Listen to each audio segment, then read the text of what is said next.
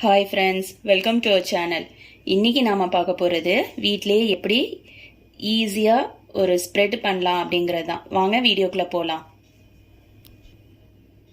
இப்போது நான் எடுத்திருக்கிறது வால்நட் எடுத்திருக்கேன். யூஸ்வலாக மார்க்கெட்டில் விற்கிற ஸ்ப்ரெட்டிலெலாம் பார்த்தீங்கன்னா வால்நட்லாம் எடுக்க மாட்டாங்க. ஏன்னா வால்நட் ரேட்டு கூட அப்படிங்கிறது. பட் நான் எதுக்காக எடுத்திருக்கேன் அப்படின்னாக்கா, பசங்களுக்கு நல்ல ஒரு மெமரி பவர் கொடுக்கும் வால்நட்டு. வெறும்னா வால்நட்டு எந்த பசங்களும் சாப்பிட மாட்டாங்க. அதுக்காக தான் இந்த மாதிரி ஸ்ப்ரெட் நம்ம பண்ணி கொடுத்துட்டோம்னா சப்பாத்திலேயோ பிரெட்லேயோ எதில் வேணாலும் நம்ம ஸ்ப்ரெட் பண்ணி கொடுத்தா பசங்களுக்கு ஈஸியாக பிடிச்சு போயிடும். இப்போது இந்த வால்நட் நான் 3/4 கப் எடுத்திருக்கேன். பாதாம் 1/2 கப் எடுத்திருக்கேன். இது ரெண்டுக்கும் சேர்ந்த மாதிரி சீனி 1/2 கப் எடுத்திருக்கேன். சப்போஸ் உங்களுக்கு சீனி வேணாம் எனக்கு அப்படின்னு சொன்னீங்கன்னாக்கா நீங்கள் நாட்டு சர்க்கரை யூஸ் பண்ணுறதா யூஸ் பண்ணிக்கலாம். எண்ணெய் 1/2 கப் எடுத்திருக்கேன்.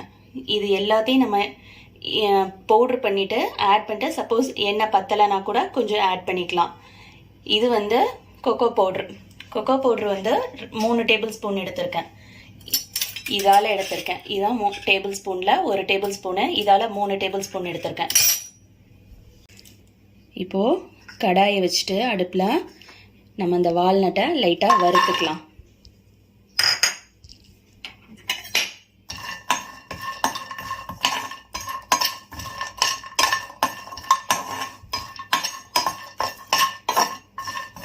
அடுப்பு ஸ்லோ ஃப்ளேமில் இருக்கணும். லைட்டாக ஒரு 3 மினிட்ஸில் வறுத்தா போதும். இங்கே நான் இப்போது வால்நட் வறுத்துட்டேன். இதை எடுத்துட்டு நெக்ஸ்ட்டு பாதாம் போட்டுக்கலாம்.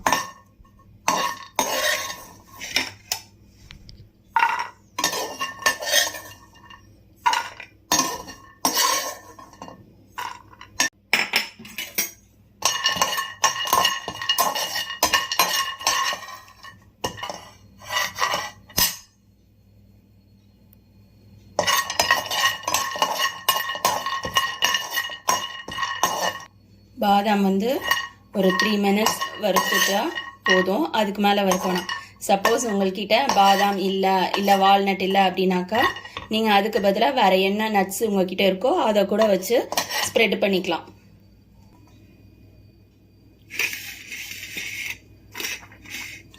இப்போது இதை நான் வறுத்துட்டேன். ரெண்டையும் ஒன்றா கொஞ்சம் நேரம் ஆற விடணும். ஆறுனா தான் நம்ம மிக்சியில் போட்டு பவுட்ரு பண்ணும்போது சூடாகாது, இல்லைன்னா மிக்சி ஜாரும் சூடாயிடும்.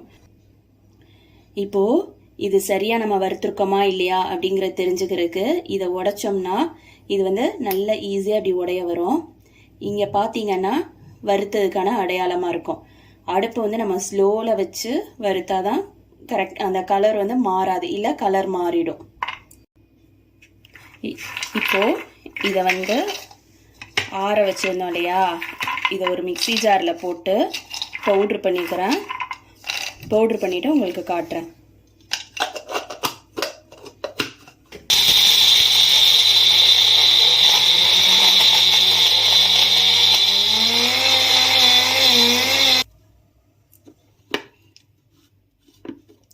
இப்போது நம்ம பவுட்ரு பண்ணிட்டோம்.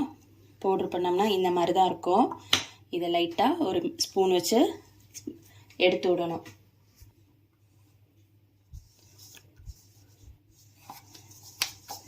இதை லைட்டாக எடுத்து விட்டுட்டு இதில் இப்போ நம்ம சுகரும் கொக்கோ பவுடரும் கொஞ்சம் கொஞ்சமாக ஆட் பண்ணணும்.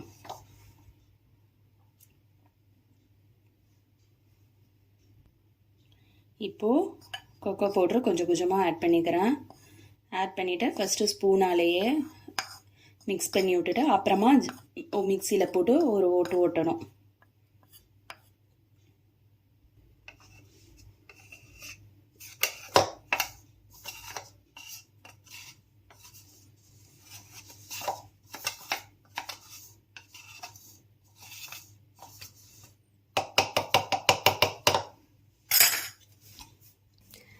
இப்போது கொக்கோ பவுடர் ஃபுல்லாக போட்டுட்டேன். லைட்டாக கிளறி விட்டுட்டேன். மிக்சியில் போட்டு ஒரு ரவுண்டு ஓட விட்டு எடுக்கிறேன்.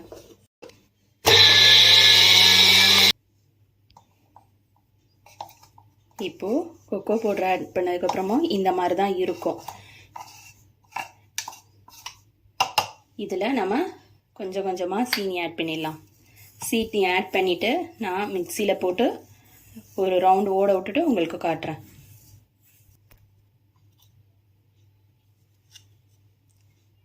சீனி ஆட் பண்ணி ஓட விட்டதுக்கப்புறம் இந்த மாதிரி தான் இருக்கும். இப்போ நம்ம எண்ணெயை கொஞ்சம் கொஞ்சமாக ஆட் பண்ணிடலாம். ஆட் பண்ணி அதையும் ஒரு ரவுண்டு ஓட விட்டுலாம்.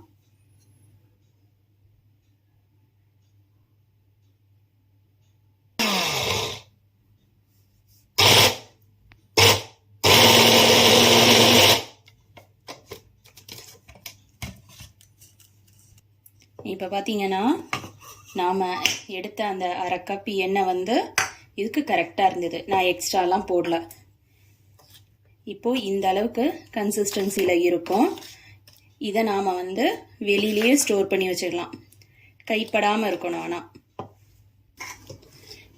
இப்போது நான் வந்து ஒரு ஏர்டைட் பாக்ஸில் போட்டு வைக்க போகிறேன். வெளியிலே தான் வைக்க போகிறேன். வெளியில் வச்சுட்டு தேவைக்கு நம்ம எடுத்து யூஸ் பண்ணிக்கலாம்.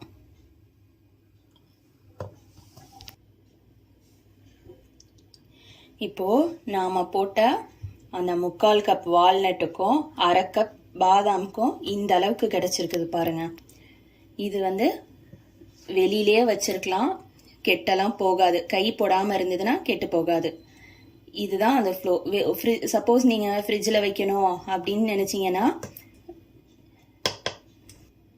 ஃப்ரிட்ஜில் வச்சுட்டு எப்போ நீங்கள் செய்ய போகிறீங்களோ செய்ய போகிறதுக்கு ஒரு அரை மணி நேரத்துக்கு முன்னாடியே எடுத்து வெளியில் வச்சிட்டிங்கன்னா மறுபடியும் இதே கன்சிஸ்டன்சிக்கு வந்துடும். ஃப்ரிட்ஜில் வைக்கும்போது கொஞ்சம் கெட்டியாக போகும்.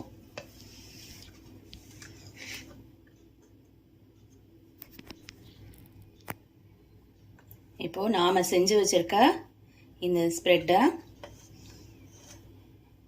உங்களுக்கு நான் அந்த ப்ரெட்டில் ஸ்ப்ரெட் பண்ணி காட்டுறேன் பாருங்கள்.